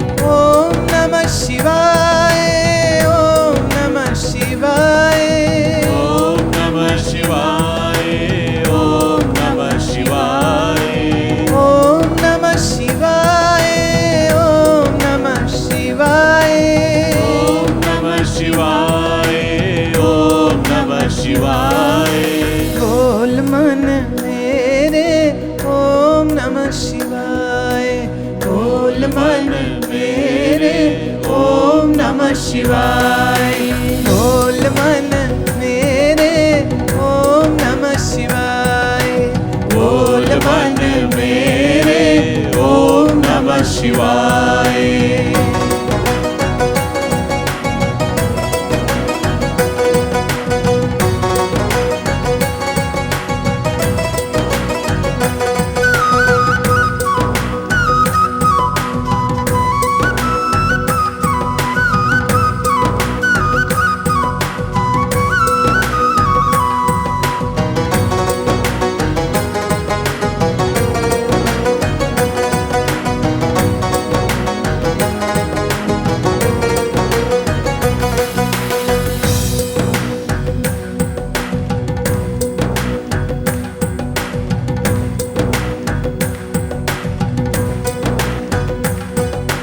बोल मन मेरे ओम नमः शिवाय। बोल मन मेरे ओम नमः शिवाय। बोल मन मेरे ओम नमः शिवाय। बोल मन मेरे ओम नमः शिवाय। ओम नमः शिवाय। ओम नमः शिवाय। ओम नमः शिवाय। ओम नमः शिवाय। ओम नमः शिवाय। ओम नमः शिवाय। ओम नमः शिवाय। ओम नमः शिवाय। जप मन एह जप मन, जप मन मेरे ओम नमः शिवाय। जप मन मेरे ओम नमः शिवाय। जप मन मेरे ओम नमः शिवाय। जप मन मेरे ओम नमः शिवाय। ओम नमः शिवाय। ओम नमः शिवाय। ओम नमः शिवाय। ओम नमः शिवाय। ओम नमः शिवाय। ओम नमः शिवाय। ओम नमः शिवाय। ओम नमः शिवाय। बोल मन मेरे ओम नमः शिवाय। बोल मन मेरे ओम नमः शिवाय। बोल मन मेरे ओम नमः शिवाय। बोल मन मेरे ओम नमः शिवाय। ओम नमः शिवाय। ओम नमः शिवाय। ओम नमः शिवाय। ओम नमः शिवाय। ओम नमः शिवाय। ओम नमः शिवाय। ओम नमः शिवाय। ओम नमः शिवाय। जप मन जप मन मेरे ओम नमः शिवाय। जप मन मेरे ओम नमः शिवाय। जप मन मेरे ओम नमः शिवाय। जप मन मेरे ओम नमः शिवाय। ओम नमः शिवाय। ओम नमः शिवाय। ओम नमः शिवाय। ओम नमः शिवाय। ओम नमः शिवाय। ओम नमः शिवाय। ओम नमः शिवाय। ओम नमः शिवाय। बोल मन मेरे ओम नमः शिवाय। बोल मन मेरे ओम नमः शिवाय। बोल मन मेरे ओम नमः शिवाय। बोल मन मेरे ओम नमः शिवाय। ओम नमः शिवाय। ओम नमः शिवाय। ओम नमः शिवाय। ओम नमः शिवाय। ओम नमः शिवाय। ओम नमः शिवाय। ओम नमः शिवाय। ओम नमः शिवाय। ओम नमः शिवाय। ओम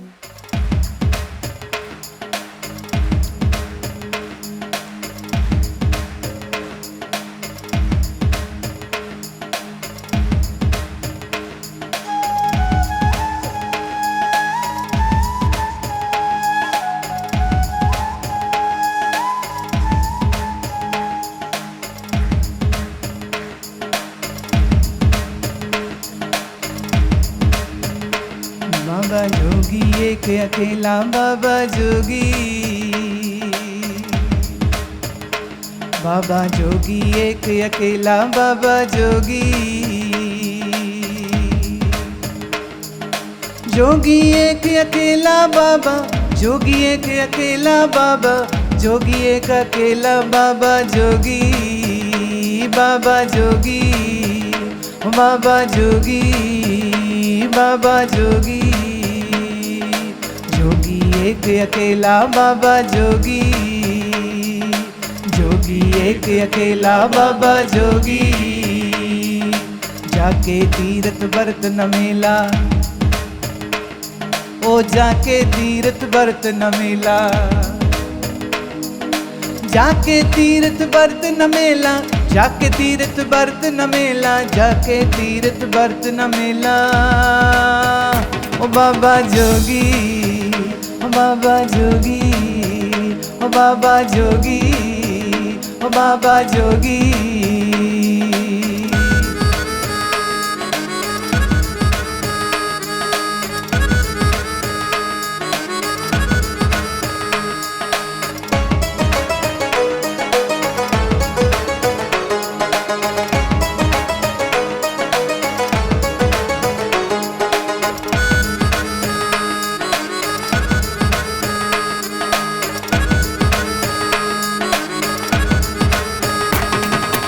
झोली पत्र विभूत, एक बाबा का झोली है ना,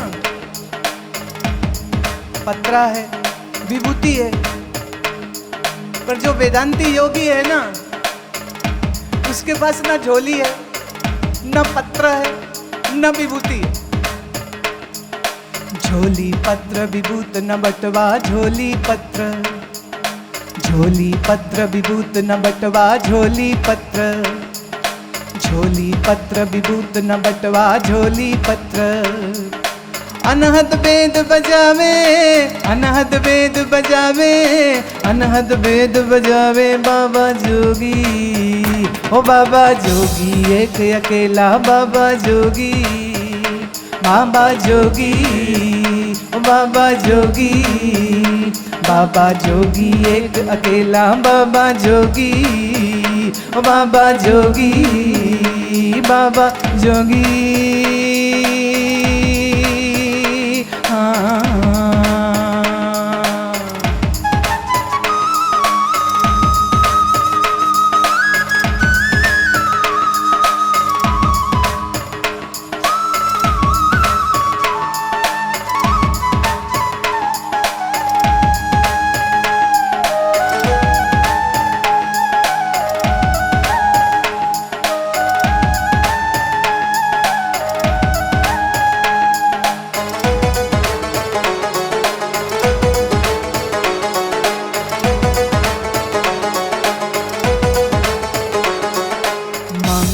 खाए भूखा न सोवे, मांग न खाए भूखा न सोवे, मांग न खाए भूखा न सोवे, मांग न खाए भूखा न सोवे। घर अंगना फिर आवे, घर अंगना फिर आवे, घर अंगना फिर आवे बाबा जोगी, बाबा जोगी, बाबा जोगी एक अकेला बाबा जोगी, बाबा जोगी एक अकेला बाबा जोगी, ओ बाबा जोगी, ओ बाबा जोगी, बाबा जोगी एक अकेला, बाबा जोगी एक अकेला, बाबा जोगी एक अकेला बाबा जोगी, ओ बाबा जोगी, ओ बाबा जोगी, ओ बाबा जोगी।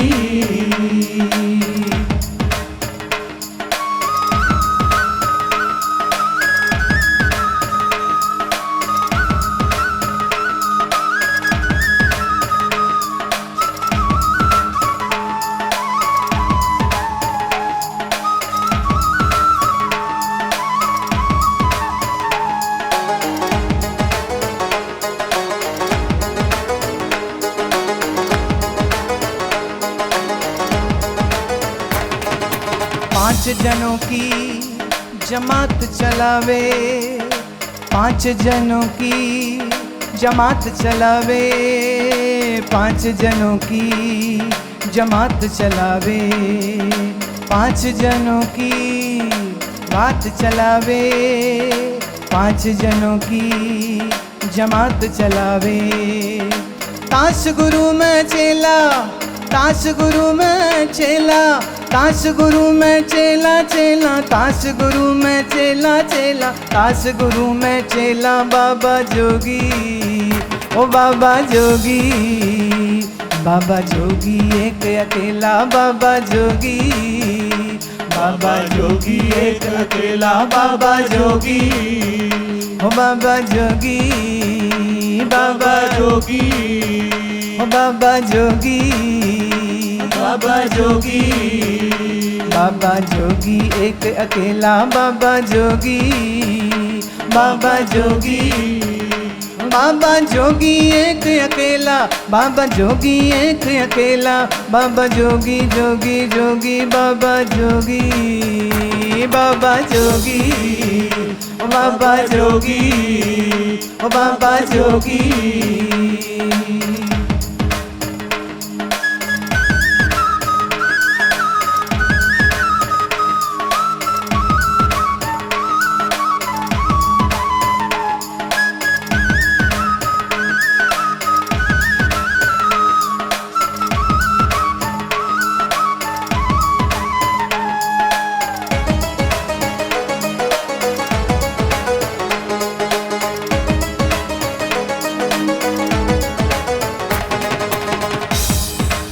आनंद आ रहा है, आ रहा है, मुझे कैसे पता चले? तो एक बार मैं बोलूंगी, एक बार आप। बाबा जोगी, बाबा जोगी, हाँ बाबा जोगी, बाबा जोगी, बाबा जोगी, बाबा जोगी, बाबा जोगी, बाबा जोगी, बाबा जोगी, बाबा जोगी, बाबा जोगी, बाबा जोगी, बाबा जोगी जोगी जोगी बाबा जोगी, ओ बाबा जोगी जोगी, बाबा जोगी एक अकेला बाबा जोगी, बाबा जोगी एक अकेला बाबा जोगी, बाबा जोगी एक अकेला बाबा जोगी, बाबा जोगी एक अकेला बाबा जोगी।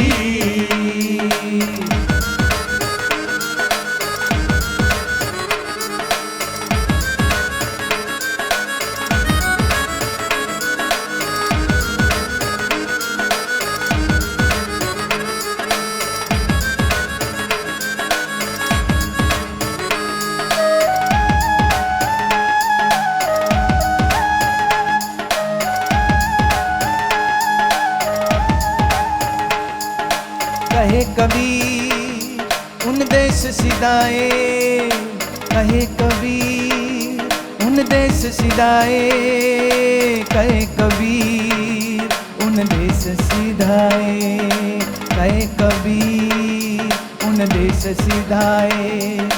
बौर नए जग मेला, बौर नए जग मेला, बौर नए जग मेला मेला मेला, ओ बाबा जोगी, बाबा जोगी, ओ बाबा जोगी, बाबा जोगी, बाबा जोगी एक अकेला बाबा जोगी, बाबा जोगी एक अकेला बाबा जोगी, जोगी एक अकेला, जोगी एक अकेला, जोगी एक अकेला, जोगी जोगी जोगी बाबा जोगी, ओ बाबा जोगी, जोगी एक अकेला बाबा जोगी, जोगी एक अकेला बाबा जोगी, ओ बाबा जोगी, बाबा जोगी, बाबा जोगी एक अकेला।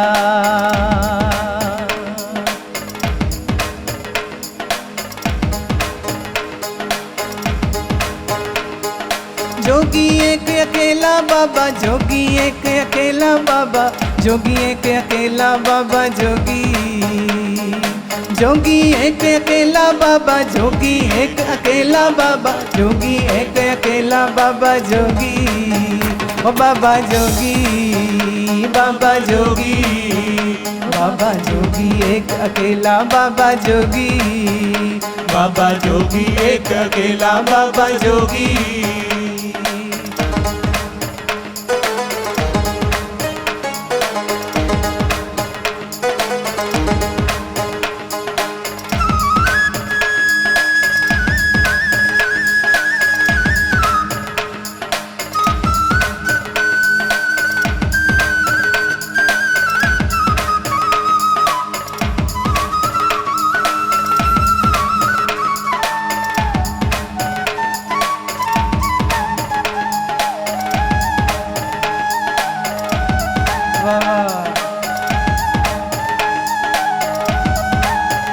बाबा जोगी बाबा जोगी बाबा जोगी बाबा जोगी बाबा जोगी एक अकेला बाबा जोगी बाबा जोगी एक अकेला बाबा जोगी जाके तीर्थ बर्त न मेला जाके तीर्थ बर्त न मेला जाके तीर्थ बर्त न मेला बाबा बाबा जोगी बाबा बाबा जोगी बाबा जोगी बाबा जोगी बाबा जोगी बाबा जोगी बाबा जोगी बाबा जोगी एक अकेला बाबा जोगी बाबा जोगी एक अकेला बाबा जोगी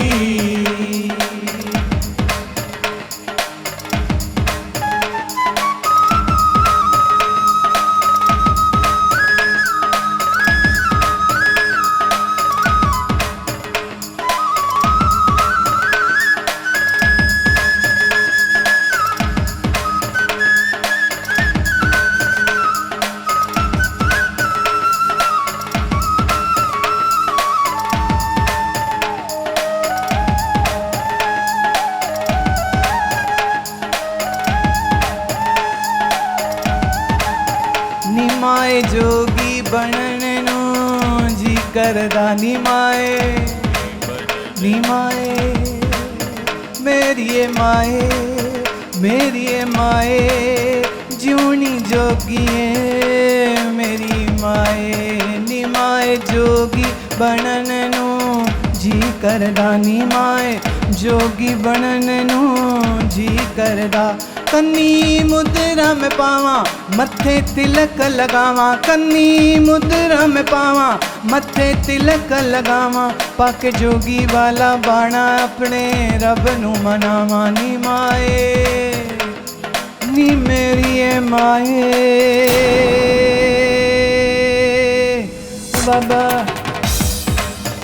ओ बाबा जोगी बाबा जोगी बाबा जोगी बाबा जोगी बाबा जोगी बाबा जोगी एक अकेला बाबा जोगी बाबा जोगी एक अकेला बाबा जोगी बाबा जोगी एक अकेला बाबा जोगी एक अकेला बाबा जोगी एक अकेला बाबा जोगी बाबा जोगी बाबा जोगी एक अकेला बाबा जोगी बाबा जोगी एक जोगी नल प्रीत मिलाई एक जोगी ओ एक जोगी नल प्रीत मिलाई ओ भी गुड़ी गुड़ी निभाई नित्य उसनू मनावा नित्य उसनू मनावा मन्ने जोगी जे मेरा मैं अपने रब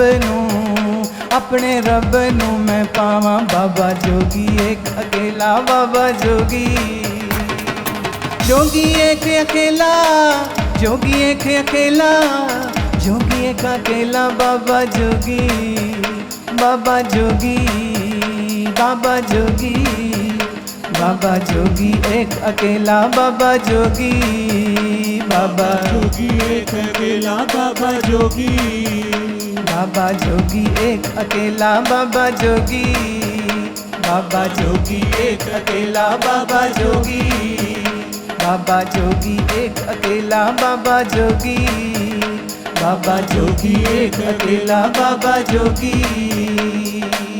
हुण मैं उस दे कदमां जोगी, हुण मैं उस दे कदमां जोगी, हुण मैं किसे दे रही ना जोगी, हुण मैं किसे दे रही ना जोगी नी मैं होर किसे दे नहीं रही जोगी। बाबा जोगी, बाबा जोगी, बाबा जोगी एक अकेला बाबा जोगी, बाबा जोगी एक अकेला बाबा जोगी, बाबा जोगी एक अकेला बाबा जोगी, बाबा जोगी एक अकेला बाबा जोगी, बाबा जोगी एक अकेला, बाबा जोगी एक अकेला, बाबा जोगी एक अकेला बाबा जोगी, बाबा जोगी, बाबा जोगी, बाबा जोगी, बाबा जोगी, बाबा जोगी।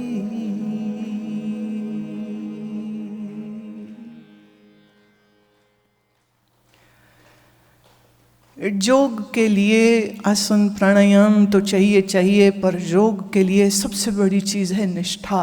निष्ठा चाहिए, प्रेम चाहिए, समर्पण चाहिए और एक संकल्प कि अब हम संसार के लिए नहीं, अब हम सिर्फ सत्य के लिए जिएंगे।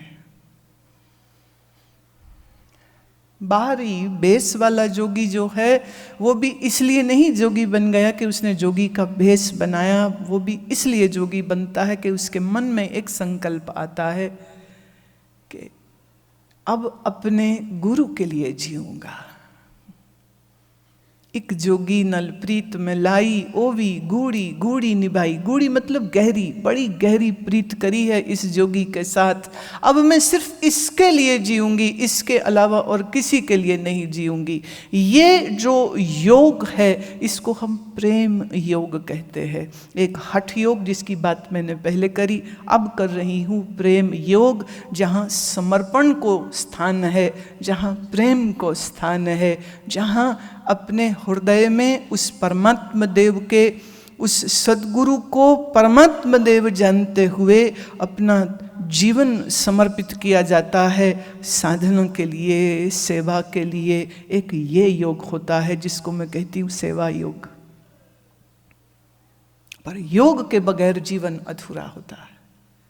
तुम्हारी क्षमता क्या है, तुम अपनी क्षमता के अनुसार उस योग को करो। जो संकल्प कर लो फिर उस संकल्प पर पक्के टिके रहना। जीवन को अनुशासन और प्रेम से जीना, साधनामयी बना करके जीना, तो फिर कुंडलनी रूपी पार्वती जो मूलाधार चक्र पर सुप्त है वह जागृत होकर के शिव रूपी पति को प्राप्त हो जाती है। इस कुंडलनी जागरण के और उसके सहस्रार तक पहुंचने के रात्रि को ही शिवरात्रि कहते हैं।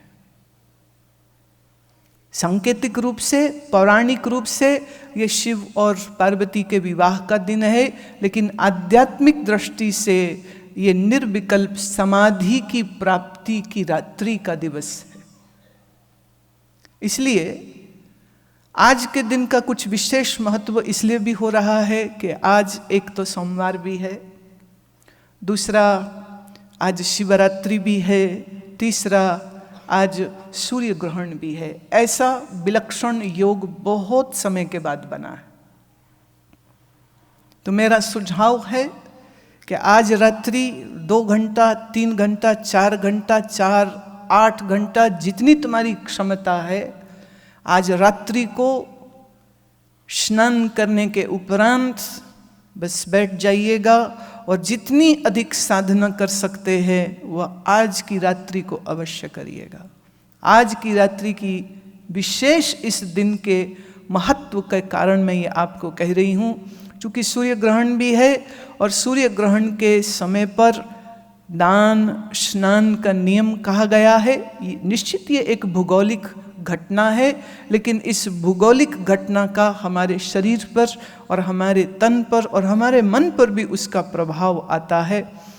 शिव भक्तों के लिए तो शिवरात्रि विशेष है ही, इसलिए आपको अगर शिव उपासना करनी है तो आज की रात्रि का बहुत विशेष समय है करने को। और अगर आप योग मार्ग पर चलने की इच्छा रखते हैं, वो प्रेम योग हो, भक्ति योग हो, हठ योग हो, राजयोग हो अथवा सेवा योग हो, तो उस योग के संकल्प को हम अपने अंदर अच्छे से गहरा कर सकें तो प्रार्थना का दिन भी आज विशेष होता है। देखिए, ऐसे तो सारे दिन एक से होते हैं, सारी रातें एक सी होती है, ये हम भी जानते हैं। और मेरा ख्याल है हमसे ज़्यादा कट्टर विरोध इन सब चीज़ों का करने वाला कोई भी नहीं होगा। लेकिन फिर भी मैं एक बात याद रखना, मैं अंधविश्वास का विरोध करती हूँ कि आप अंधविश्वासों में घिर करके कुछ बाहरी रूढ़ी कर्म करने लग जाओ, मैं उसका जरूर विरोध करती हूँ। लेकिन विशेष दिन पर्वों का जो महत्व होता है वो एक वैज्ञानिक तथ्य है, उससे हम इनकार नहीं कर सकते। तो ये भी एक विशेष यौगिक तथ्य है कि शिवरात्रि को अगर आप साधना करते हैं तो वो बहुत बलवती होती है। जैसे कार्तिक मास की पूर्णमासी जो श्री गुरु नानक देव का जन्म है, वह रात्रि भी इसी तरह बड़ी विशेष होती है। इसी तरह बुद्ध पूर्णिमा, फिर पूर्णमासी का दिन, ये भी बड़ा विशेष होता है। तो साल में कुछ ऐसे खास रातें आती हैं, कुछ कैसे खास दिन आते हैं जब हमारी की गई साधना हमको बहुत बहुत बहुत सुंदर फल देती है। सो मेरा आपसे नम्र निवेदन है, आग्रह भी है, सुझाव भी है, जैसा आपको अच्छा लगे कि आज की रात्रि को अवश्यमेव आप साधना में बैठिएगा। ओम नमः शिवाय मंत्र करें, बहुत अच्छा। महामृत्युंजय करें, वो भी बहुत अच्छा। कोई मंत्र ना करके सिर्फ प्राणायाम करें, वह भी बहुत अच्छा है। साक्षी भाव से बैठते हैं, वह भी बहुत अच्छा है। मन को निर्विकल्प निर्विचार करके बैठना आपके लिए बहुत बहुत मंगलकारी होगा। कुछ ना आता हो तो शरीर को अडोल बिठा करके, विदाउट एनी फिजिकल मूवमेंट, स्थिर करके पर्वत की न्यायी आप एक ही स्थान पर अगर रीढ़ की हड्डी सीधी करके नेत्र बंद करके बैठे रहेंगे, जितना समय भी बैठ सकते हैं, आपको उसका भी बहुत लाभ होगा। तो ऐसे तो शिवरात्रि है तो मनानी तो रात को ही चाहिए, पर हर बार कई कारणों से हम दिन की ही रख लेते हैं। फिर लगता है कि रात तुम अपने अपने घर में बैठ के कर लो ना, जरूरी थोड़ी कि यही बैठेंगे तभी साधना करेंगे और घर में कुछ नहीं करेंगे। तुम एक ग्रस्त हो तो ऐसे ग्रस्त बनो कि तुम्हारा घर एक आश्रम जैसा हो जाए। हाँ, तो आश्रम होगा ना तो संत आते जाते रहेंगे, गुरु आते जाते रहेंगे। घर को घर बना करके रखोगे, कलह कलेश लड़ाई झगड़ा राग द्वेष वाला, तो वहाँ तो कुछ भी नहीं टिकेगा, जो है वो भी चला जाएगा। शांति, धन, लक्ष्मी, संपदा, संपन्नता सब चली जाती है। लेकिन जिस घर में साधना होती है उस घर को सर्व प्रकार से आशीर्वाद भी मिलते हैं और उस घर के सदस्यों को भी किए गए उस मंत्र अनुष्ठान का, उस दैवी कार्य के करने का लाभ परिवार के सब लोगों को भी निश्चय ही मिलता है। जैसे बारिश होती है जब, तो हमारे ही घर में थोड़ी होती, सबके घरों में हो जाती है, सब खेत खलियानों में हो जाती है। ऐसे ही जब घर के एक सदस्य या दो सदस्य या सब मिल करके मंत्र साधना करते हैं, प्राणायाम करते हैं, तो उनके साधना का बादल भी बरस के घर में सुख संपन्नता, शांति, सौहार्द को जन्म देते हैं, स्वास्थ्य को भी जन्म देते हैं। देखिए, जब हम शब्द के द्वारा मंत्र उच्चारित करते हैं तो उससे हमारा वायुमंडल भी प्रदूषण रहित होता है, बिल्कुल निश्चित है ये। और ये technically with the equipments it has been tested that the very air of that place where mantra ucharan is done, that space becomes much cleaner. तो अपने मन को, अपने घर को, अपने हृदय को ईश्वर आराधना के साथ भरना, ये हम सबका कर्तव्य भी है। इतना ही कहकर वाणी को विश्राम देती हूँ। आप सबका बहुत बहुत आनंद से मैं स्वागत भी करती हूँ। आपके लिए यह दिन शिवरात्रि का अति मंगलकारी हो, ऐसी शुभ भावना के साथ बोलो शंकर भगवान की, श्री सद्गुरुदेव भगवान की, बोलो भाई सब संतन की।